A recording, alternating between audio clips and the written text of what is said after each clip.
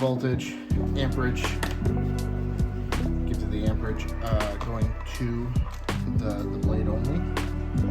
Got Bluetooth in here, oled, 31mm speaker because why not? Have it anyway.